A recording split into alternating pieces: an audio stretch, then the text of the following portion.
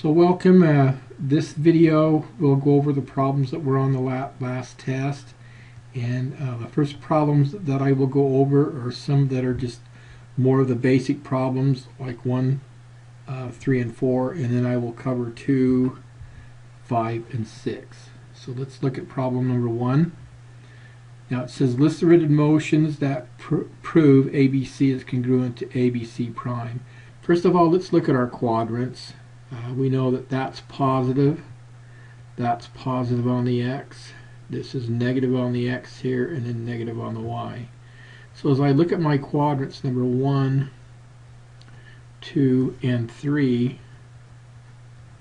this understanding what happens in the coordinate plane will help me to get my signs correct on each ordered pair.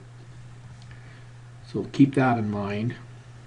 Now something that a lot of you have a hard time doing is figuring out if this is a rotation or a reflection. Well, let's just take a look at the way the drawing is.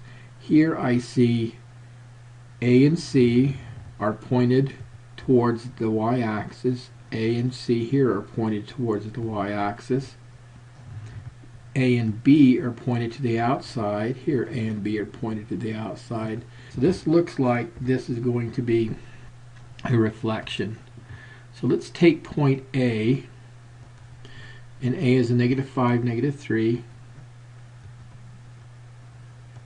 and we're going to reflect it around the y-axis, and that ordered pair over here has to be a negative on the y and a positive on the x. So that 5 is going to become positive, and that -3 is going to stay negative. So there's my first point, 5, -3. Now we're going to do the other 2 points. Let's look at B. B is at a -12 and a -7. So how will that B change to B prime as it goes around the y-axis? Well, the 12 becomes positive and the -7 stays negative. So B -12 or +12, -7 would be right there. So there's my B prime. Relabel my A prime there. And now let's look at C. C is a -1 and a -12. So as that's translated or reflected across the y-axis, it becomes 1, -12. So 1, -12 is right there. Now I'm going to go ahead and draw my lines. So there's A, B, and C primes, correct? Now let me zoom in and let's take a look at the reflection that happens. Or not the reflection, sorry, the translation. So it looks like I have to go there and then I have to go up.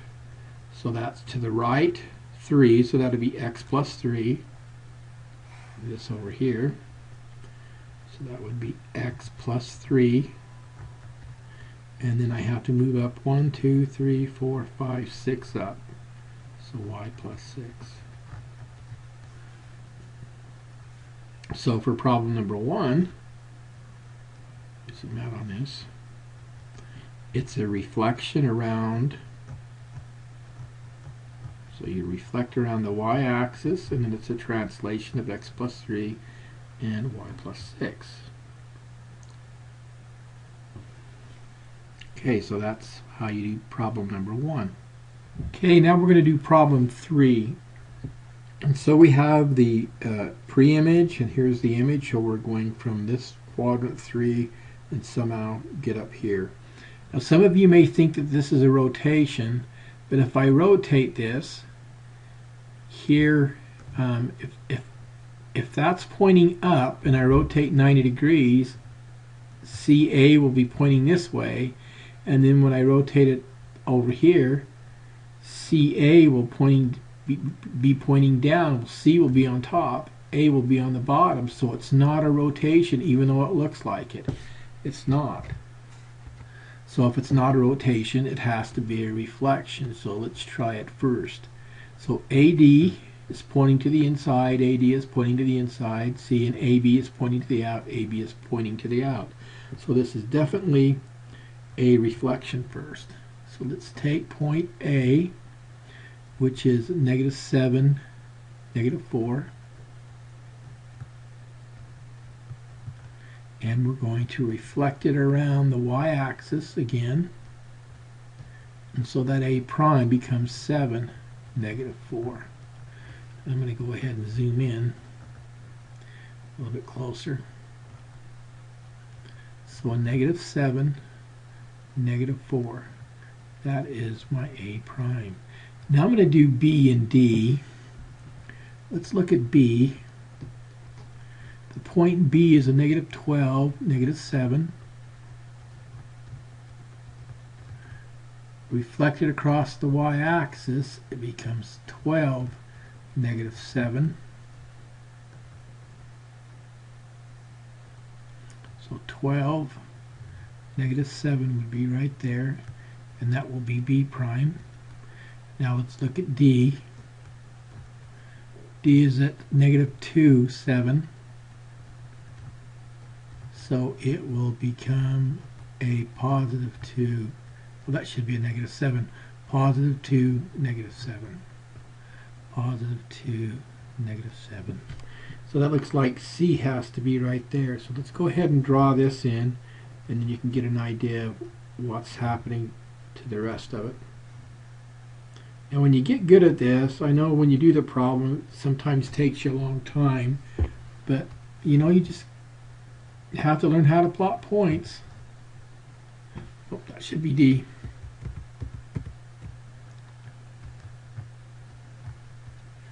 Okay, now let's zoom in and see if we can, you know, if this thing reflects again, the A is going to be on the bottom. If it's rotated, D and B will be pointing up and down, and A and C will be pointing this way. So yeah, I think we're done as far as the rotating and the reflecting. I think this is where we need to be. So now the next thing that has to be is the translation. So let's take a look at what happens between this A and my final A. It looks like I go over 3, so 1, 2, 3, so that'll be what, x plus 3.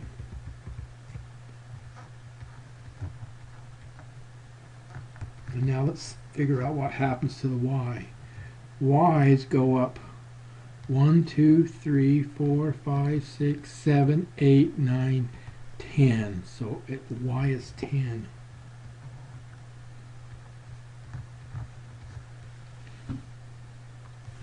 Okay, so what happens here is that we do a reflection around the y-axis,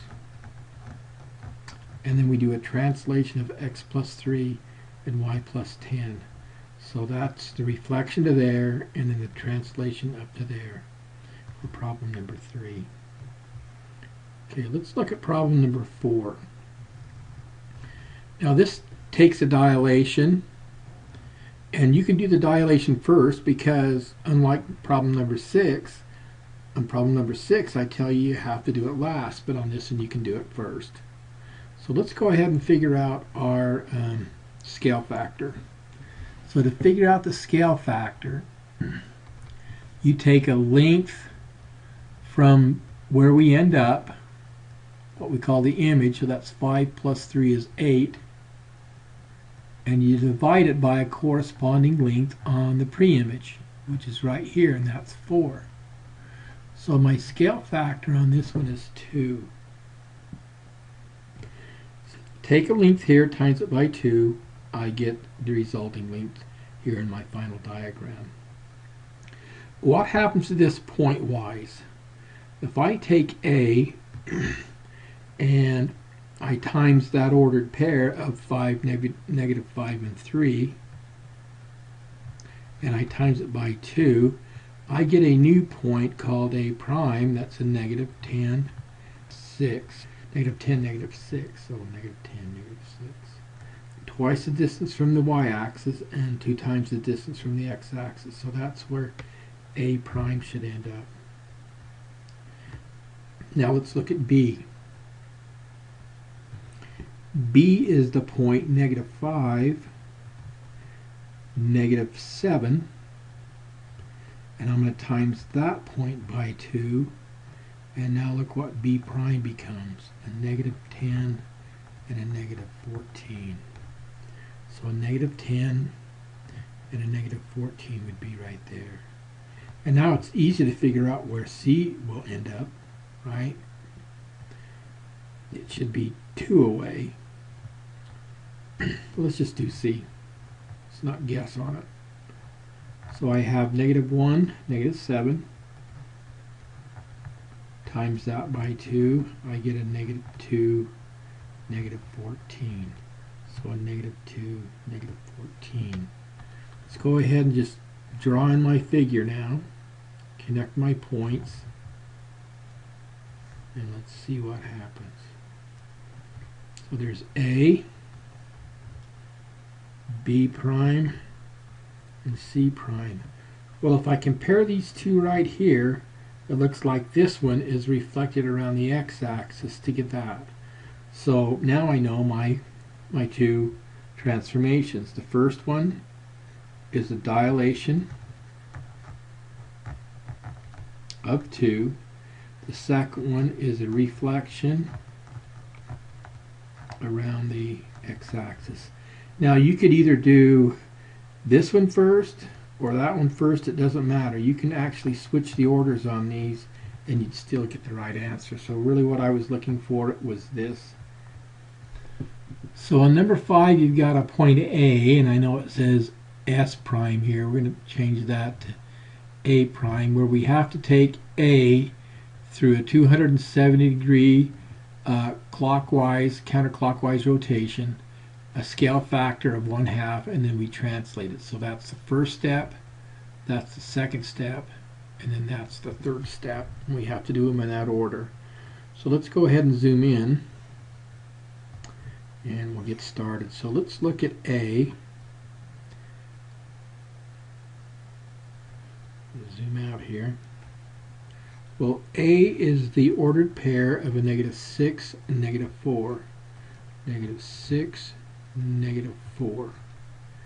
And let me see what am I supposed to do with it? Okay, I do a counterclockwise 270.